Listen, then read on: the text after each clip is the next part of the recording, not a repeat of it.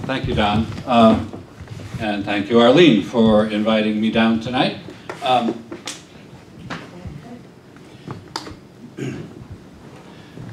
many people here are aware of the fracking that's been going on down in Collier County?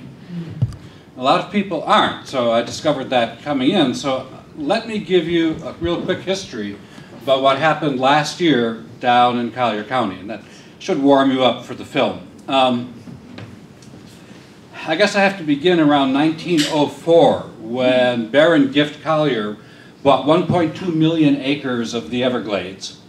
And for generation after Baron Gift Collier, the Collier companies and their friends made millions and billions, perhaps, of dollars selling off the surface rights to would-be landowners and then buying up the foreclosed properties and reselling them again, you know, grand Florida tradition. But while they did that, through the entire process, they reserved the mineral rights. So currently, Collier Enterprises, or Collier Resources, there are several Collier companies. Collier Resources controls some 800,000 acres of mineral rights in southwest Florida. Mostly in Collier County, but still significant holdings in Lee County and in Hendry County, and potentially even in Miami-Dade, I believe, although there are legal complications as to how easily they can exploit those holdings. So we were enormously surprised in April of last year, or some friends of mine were enormously surprised to find stuffed in their mailboxes a non-postmarked flyer that said, please give us your name, address, and phone number because you're going to be living in an evacuation zone. And the neighbors sort of slowly put it together, and a number of us gathered around.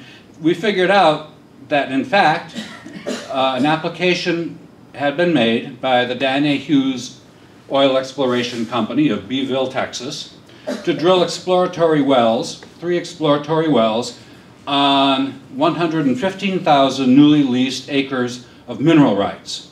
In the past, there has been oil drilling going on in the remote swamp of Collier County since about 1943. It's a minuscule amount of oil, it's not high quality, but there's just enough to turn a profit and keep a few small companies pumping out there.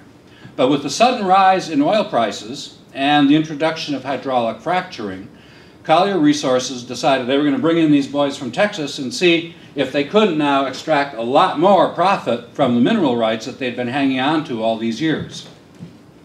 The particular well that really caught our attention happened, there were 2 wells. The first one passed under our radar. The second one, however, was being drilled within 1 mile of the Florida Panther National Wildlife Refuge, within 1 mile of the principal Collier County and City of Naples municipal water well field, and within 1,000 feet, or let's say within a mile of about 100 residents in East Naples, all of whom were on private well water. So this was an immediate threat. And we were told repeatedly, I mean, the threat, they were also going to drill an injection well to dispose of the wastewater from the drilling on that site. And they assured us, of course, that they wouldn't dream of fracking, but we suspected they would all along. The Department of Environmental Protection, DEP, we joke it stands for Don't Expect Protection, held a couple of town meetings, one that they set up to sort of greenwash the operation. They refused to come to a second meeting that we set up, Preserve Our Paradise, our group. And we realized early on that we were going to have to go to court ourselves because none of the Deep Pockets environmental organizations were going to step up and do it. It turns out that just in 2010, Collier Resources had done a major study with underwriting from the Everglades Foundation that sort of gave its blessing to go ahead, drill out there. All right? And the Conservancy of Southwest Florida, quite an affluent organization in the Naples area, knew full well about it but didn't alert any citizens or really stand up. And I have to qualify that. The past president, Andrew McIlwain, who had been president of that organization for, I don't know, 10, 12 years, I've only been in Florida 2 years, did speak out against the drilling very early on, and then suddenly he no longer was president. He's now up in Washington, D.C.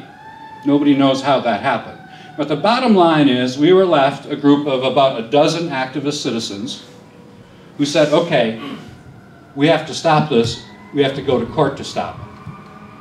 So we had to put together a legal team. We had to put together expert witnesses. We had to raise the money to pay that legal team. We had to go to court. We had a number of legal battles we had to fight. And we actually won. The county commissioners in Collier County are all Republican. And they were drill baby drill from the get-go. All right? By the end of the story... Can you tell us what actually won meant? Pardon? What did actually won? What does that mean? You won. Did you What won did, what? you won what? Ah, we won. Well, as of October 15th, the Dan A. Hughes Company officially withdrew all of its drilling applications from those 115,000 acres.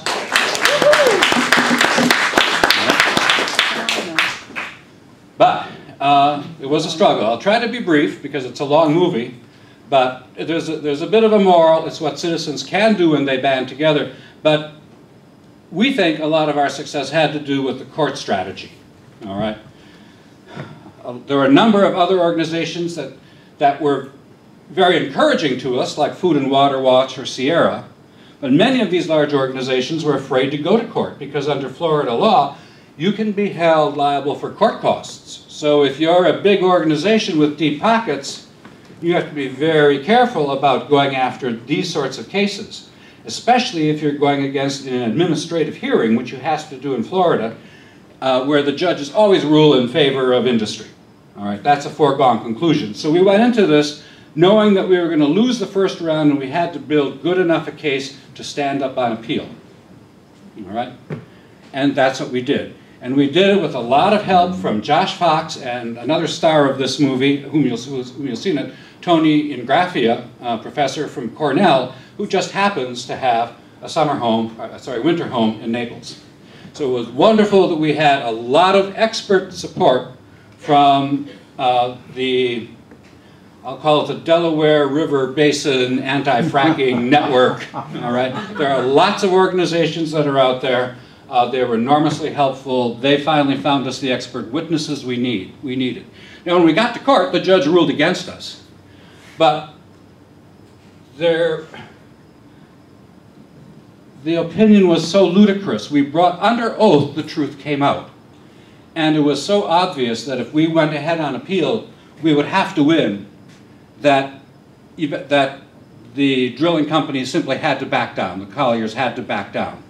In the process, there was also a kind of NIMBY effect, all right? Just like Denton, Texas passed the anti-fracking ban back on November 4th because the CEO of ExxonMobil happens to live in the backyard, right? So it's a NIMBY effect, all right?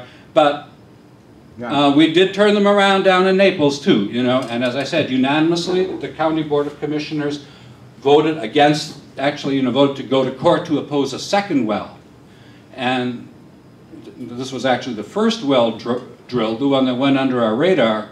But again, by going to court with a public records request under Florida Sunshine Laws, which are very powerful, we managed to get out all of the evidence that proved that they actually had conducted a hydraulic fracturing test on that first well. And the DEP had been hiding that for 4 months until we went to court to force them to comply with our public records request. And at that point, all of a sudden, they said, oh, well, we caught the drillers and we fined them $25,000, big deal, right? And see, we're enforcing, and all of a sudden, everybody in the Department of Environmental Protection became environmentalists. Rick Scott became an environmentalist. The Naples City Council all became environmentalists. We don't think we're not sure they'll stay that way very long. We hope they do, all right? But in the meantime, we now have the task of holding ourselves together and banding together with other people across Florida, people like yourselves, I'm sure, to, number one, hold the line so they don't come back and frack again. All right. Number two, it affects Sarasota. What we really need to do from really Tampa south through Collier County is we need to have this entire side of the state, the whole Gulf half of Florida, the whole Gulf half of the peninsula, be designated by the EPA as a single source aquifer. Our best legal belief at this point is that we can get the EPA to do that, and that will give the EPA extra authority to limit all manner of pollution into the Gulf and on our land. This has already been done for the eastern half of Florida. And I said earlier, the colliers were somewhat limited in their ability to extract fossil fuels from the eastern half, and I believe it's because that action was taken years and years ago. So our second objective that we've set for Preserve Our Paradise is to try to mobilize the entire Gulf Shore to move toward this single source aquifer designation. That's what it is. Our water is permeable from top to bottom down to 2,000, 3,000 feet. Fresh, salt, it's all interpermeable from the center of from Okeechobee all the way to the Gulf, all the way down to the Keys. It is a single source aquifer by EPA's intention and definition of the term. It should be designated as such, and we should have the extra protections that our water needs. So that's our second concern. Our third one turns out to be equally kind of propitious. Josh Fox just today announced the, help me with it. Solutions Grassroots Tour. The Solutions Grassroots Tour, which is a modification of his long-going crusade against hydraulic fracturing to also now organize to develop more renewable energy everywhere in the country. And we certainly need it here. And that's where we had just turned our own focus at Preserve Our Paradise down in Naples, because they're probably not going to frack for another year. Oil prices are too low. There's not money in it right now. They can't raise the capital, but they'll be back, and we're going to be ready for them. So that was our story in a nutshell. Good story.